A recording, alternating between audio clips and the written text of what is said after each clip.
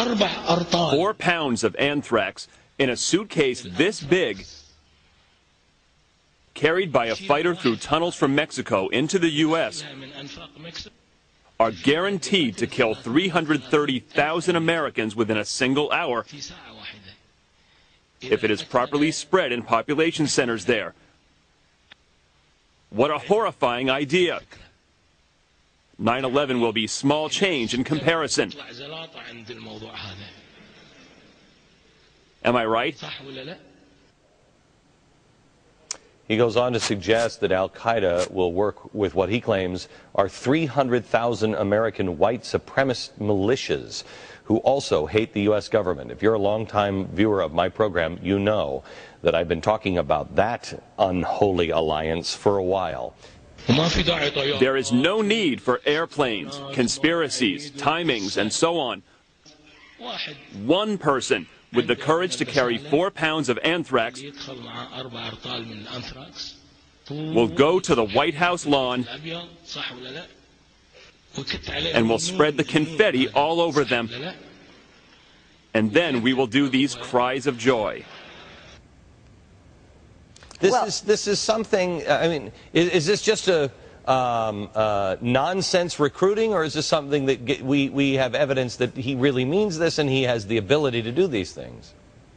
Look, absolutely. They mean to do us harm. This is no nonsense. This is an insight into al-Qaeda. What we're seeing, what we're peering into in this video is al-Qaeda's intentions. And al-Qaeda has thought and looked at the U.S. border with Mexico as an entry point into the United States, either for the movement of foot soldiers or for the movement of a weapon of mass destruction. The Americans are afraid that the weapons of mass destruction might fall into the hands of terrorist organizations like al-Qaeda and others. There is good reason for the Americans' fears. It had laboratories in North Afghanistan. It had scientists, chemists, and nuclear physicists. They are nothing like they are portrayed by these mercenary journalists. Backward Bedouins living in caves. No, no, by no means. Something that absolutely, I was in Afghanistan for 2 months last summer, and believe me when I tell you this, a lot of the people as I traveled through Afghanistan would say to me, you know, the United States sees us as backwards. Remember, we pushed out the Soviet Union. Remember, we are a counterinsurgency and we know how to fight.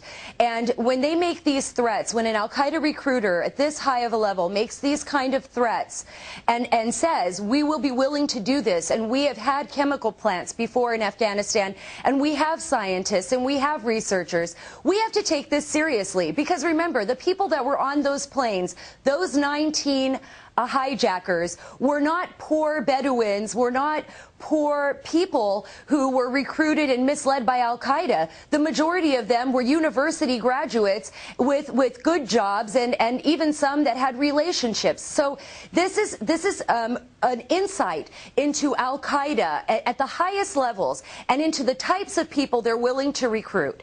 And we can't be afraid to face the facts of what they're willing to do.